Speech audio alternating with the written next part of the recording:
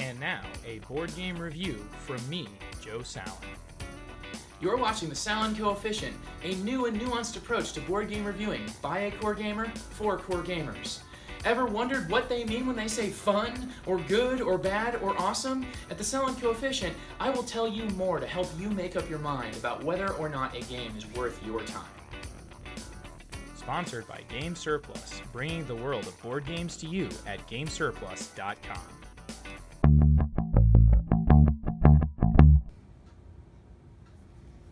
Hi, I'm Joe Sallen, and this is the Sallen Coefficient for Warriors of Jogu, a new two-player card game where each player will take a faction that is asymmetric and unique, and then take it against their opponent's faction, trying to be the first one to either win 4 rounds of battle or get their opponent's morale to drop to 0. So, first of all, let's talk about what Warriors of Jogu, where does it fit in the spectrum of two-player card games? Well, we have 2 different sides here that I'd like to mention. First of all, and this is really the game's biggest inspiration, is Reiner Knizia's Blue Moon. Blue Moon is a game in which each player had a deck that was 30 unique cards, and you can actually pre-construct decks and really take this game to the next level. And then you would take each of those decks face off against each other, and it was really a deck management game, because all these cards were unique and you knew that your opponent had some nice cards, but it was how and when you used those cards to try to attract dragons to your side and then end up having the most dragons by the end of the game. If you ever ran out of cards, that was one of the ways you could lose in Blue Moon. Blue Moon's a really heavy game. I love the game of Blue Moon, but it's just one of those that's so, I want to be able to take it so far, and it takes somebody else who's going to go there with you. It's difficult to get new players into, and once you've got a partner for Blue Moon, you really kind of want to stick to that partner for a long time.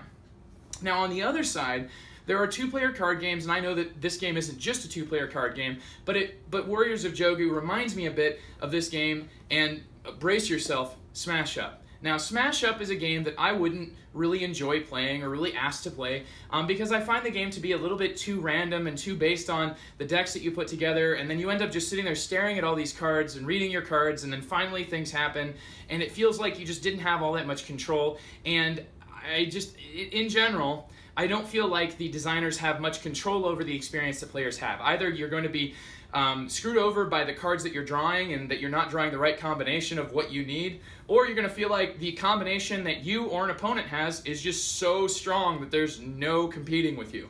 I feel that Smash Up is one of those kitchen sink games where the designers were like, yeah, let's throw it in, and there's probably some sort of a mathematical algorithm that they use to try to make sure every card in deck is balanced, but I really don't feel like in practice it feels that way. When you play the game of Smash Up, it feels like it's highly random.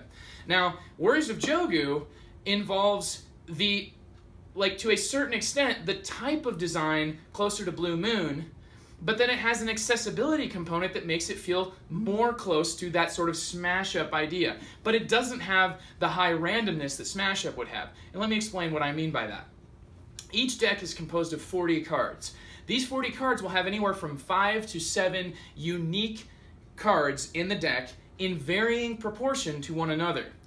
This results in you never being able to predict exactly what's in your opponent's hand, but you also have a general idea of what it could be.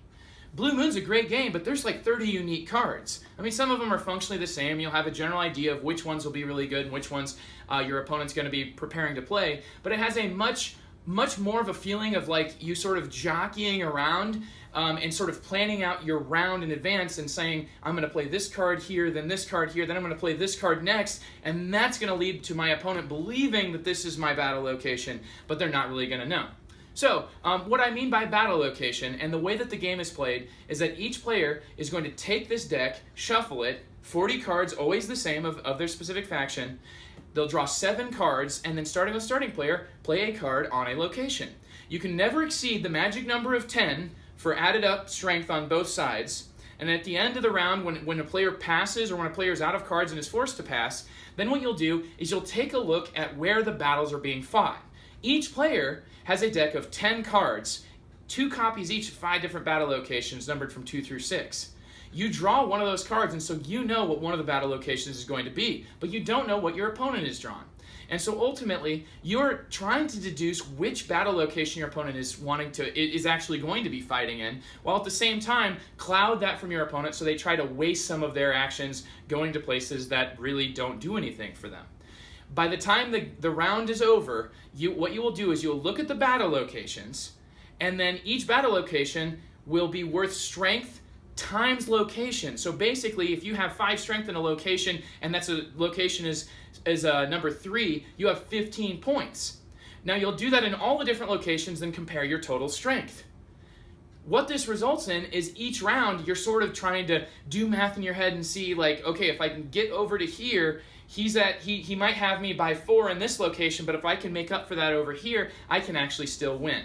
And so the way that the rounds go, there's an amount of information that's hidden from you that's in your opponent's head that you're trying to figure out, and it all sort of gets added up in this overall sort of slightly puzzling math problem that you're trying to figure out to where is the best way to play your cards, and where are you trying to sort of bait out your opponent to use their biggest cards, and actually get your opponent to misdirect and go to where they don't need to be while you go to the places that are best. So it's a nice, clean system that's very easy to explain. It only takes like a page and a half or 2 pages back in front of rules to really get into this game. And the rest of the rule book is all just like, how do the cards work? Because each card is going to be vastly different.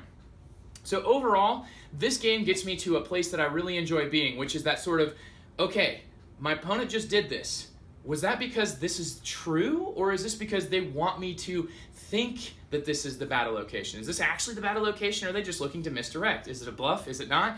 You know, I could not drink the cup in front of you. That's sort of the Princess Bride situation. And I find that Warriors of Jogu gets you there really quickly by having a deck of 40 cards, but there's a lot of copies in there, so you know what your opponent could have and could be preparing for.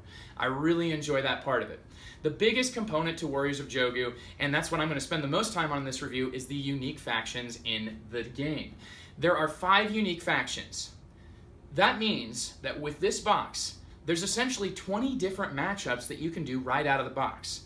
I would consider each of those games like a little 2-player game on its own. Because whenever I sit down with 2 different factions, I don't just want to play once, I want to play like many times, back and forth. My wife has settled in on liking one specific faction, and she likes to play that one, and I choose all sorts of different ones, but she's gotten to the point where she knows what to expect and knows how to play that faction. And I think that's a very good way to play this game. You can enjoy getting really experienced in one faction, or you can try playing all sorts of different ones. And each faction plays differently, not only based on what you're drawing, but also based on what your opponent is actually playing, the faction they're playing. So let's talk about those factions. First off, the yellow faction, my wife's favorite faction. This one's called a Guardian style deck, and what it does is it allows players to look not only at the current battle card, which you'll know, but they'll also be able to look at the battle card in the future.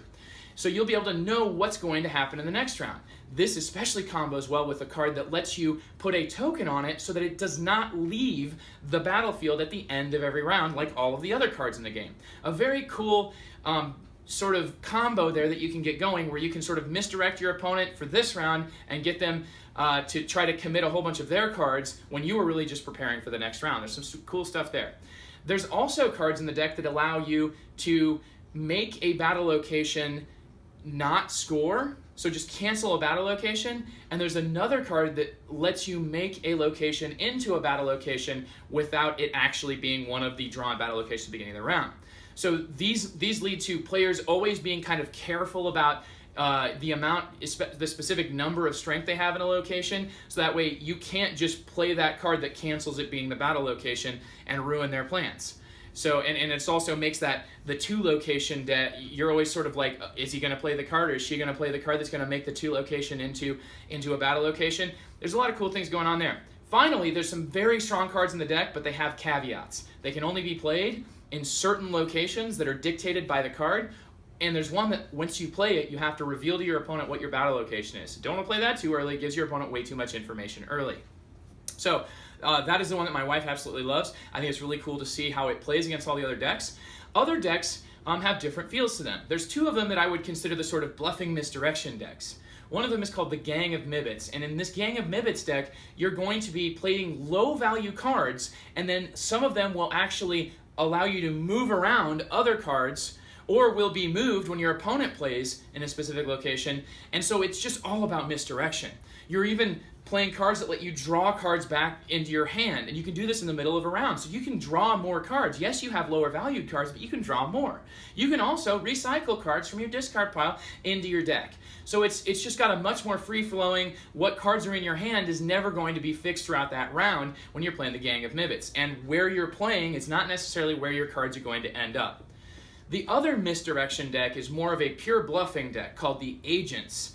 And these Agents are going to be played. There's three main cards that make up the main sort of meat of the Agents deck, and those are cards that actually get played upside down. On the backs of all these cards is the number 3, because that's how much a card counts strength-wise during the playing of the game. However, at the end of the round, you'll flip these cards over, and then most of the cards in your deck that you play upside down will be just smoke and mirrors. They're just called the smoke screen, and they don't count as any strength, so they're just you bluffing.